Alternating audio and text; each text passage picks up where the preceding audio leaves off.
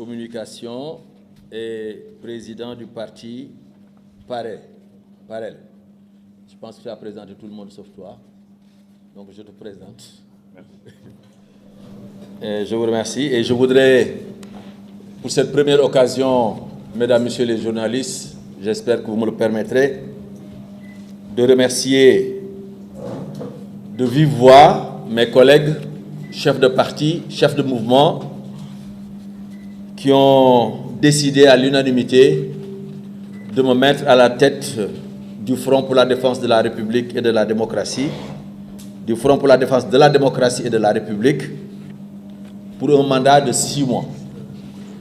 Je voudrais les remercier de cette confiance et prier Allah subhanahu wa ta'ala de m'accompagner pour accomplir dans les meilleures conditions possibles cette mission pour le pays, cette mission pour l'état de droit et cette mission pour la République.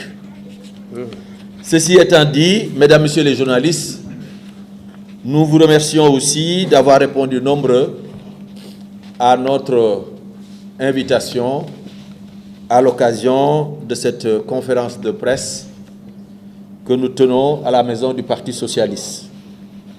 Nos remerciements aussi, à la suite de Monsieur le Président de la Commission, sont adressés à Madame Aminata Mbengue Ndiaye, secrétaire générale du Parti socialiste et de l'ensemble des membres du bureau politique. Le Front pour la défense de la démocratie et de la République a saisi ce matin, c'est une information, la Cour suprême d'un référé portant sur le refus manifeste du gouvernement de respecter le code électoral, c'est-à-dire le droit des Sénégalais de se choisir à date échue leurs conseils territoriaux. Or, en ne respectant pas en la matière aucune des prescriptions de la loi électorale, en dépit de la saisine sur la question de M. le ministre de l'Intérieur et de la Sécurité publique, par une lettre datée du 6 mars 2026, le gouvernement ne viole pas seulement les règles de l'état de droit, il manifeste en même temps tout le mépris qu'il a pour les Sénégalaises et les Sénégalais. Au 20 août 2026, le ministre en charge des élections avait l'obligation légale de signer l'arrêté fixant le montant de la caution pour les élections territoriales après concertation avec les acteurs politiques. Il n'en a rien fait. Pire, le gouvernement n'a donné à ce sujet aucune explication. De sorte que sans concertation aucune avec les acteurs du système électoral et en violation de l'esprit du code électoral et des conventions internationales pertinentes, le gouvernement impose un report de fait des élections territoriales qui auraient dû se tenir au plus tard le 17 janvier 2027. Le FDR considère que cette affaire électorale révèle plus profondément la crise politique dans laquelle notre pays est aujourd'hui plongé et qui voit la République prise en otage par une guerre de leadership. Le régime s'installe ainsi dans une pratique dangereuse, celle du fait accompli, celle du mépris organisé des textes qu'il a pourtant le devoir de faire respecter. C'est du reste le même mépris qui a conduit le PASTEF éclaté entre partisans du président de ce parti, entré par effraction à l'Assemblée nationale et soutien de l'ancien secrétaire général de cette organisation à transformer les institutions de la République en instrument d'une honteuse guérilla politique. Une guérilla qui fragilise le Sénégal et le précipite chaque jour un peu plus dans une pente difficilement réversible.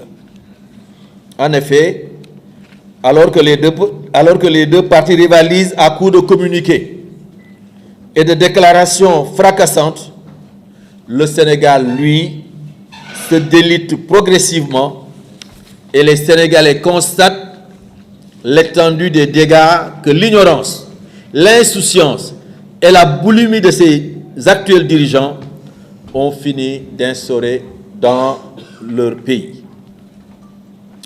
Au nombre de ces nuisances, il y a le dernier relèvement du prix du carburant avec son probable effet domino difficilement arrêtable. Il y a aussi le marasme en matière d'offres d'emploi aux jeunes, notamment le enrichissement considérable des prix de certaines denrées de première nécessité, telles que la viande ou les légumes, alors que les agrumes pourrissent entre les mains des horticulteurs. La recrudescence des agressions et la généralisation de l'insécurité sur une bonne partie du territoire national est l'une de ses conséquences. Le Sénégal ne va pas que mal. Il est abandonné par ceux qui ont brigué et obtenu la majorité des suffrages de ses citoyens électeurs. Le Sénégal est abandonné et trahi par ceux-là qui, toute honte bue, convoitent malgré tout le suffrage de ses électeurs et électeurs pour les futures échéances, et ceci en dépit de la révélation, 2 années durant, de leur notoire incapacité à conduire correctement les affaires publiques. Le Front pour la défense de la démocratie et de la République appelle en conséquence les Sénégalaises et les Sénégalais à se mobiliser pour contraindre les dirigeants de PASTEF et de Kiraay à revenir à un minimum de normalité pour sauver ce qui peut l'être encore. Les Sénégalais méritent mieux qu'une gouvernance erratique mettant la République à nu, une gouvernance dont les récentes révélations concernant l'usage scandaleux des fonds spéciaux attestent du déficit, pour dire le moins, de probité, une gouvernance dont les principaux acteurs sont dans une contradiction constante, un déni permanent, une absence sidérante du sens des responsabilités. La FDR considère qu'il est encore possible de ramener malgré tout le Sénégal à l'endroit. Pour ce faire, il faut définitivement se convaincre qu'il n'y a pas grand-chose à espérer de ceux-là qui, 2 années durant, se sont employés aussi obstinément à déconstruire les fondamentaux de la République, ruinant l'économie nationale, agressant les travailleurs, usurpant les droits des citoyennes et des citoyens. Le FDR est déterminé, au-delà de la dénonciation, à assumer toutes ses responsabilités pour, avec l'accompagnement des Sénégalaises et des Sénégalais, redonner à notre pays, qui en a un urgent besoin, une place enviée dans le concert des nations.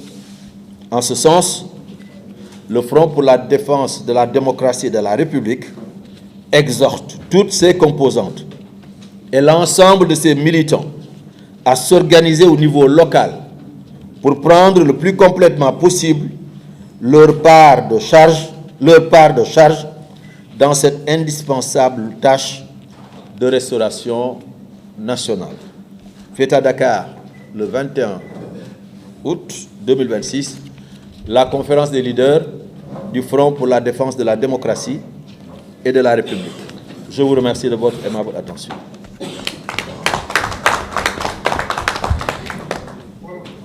C'est bon? Allez. C'est toi? C'est toi tout. Ah. Bon, je pensais que c'est Oumar Sarr qui allait lui donner la parole, mais c'est la même chose. Donc, je passe le micro à l'honorable député Abdou Mbow, membre de l'Alliance pour la République, pour la version en Wolof.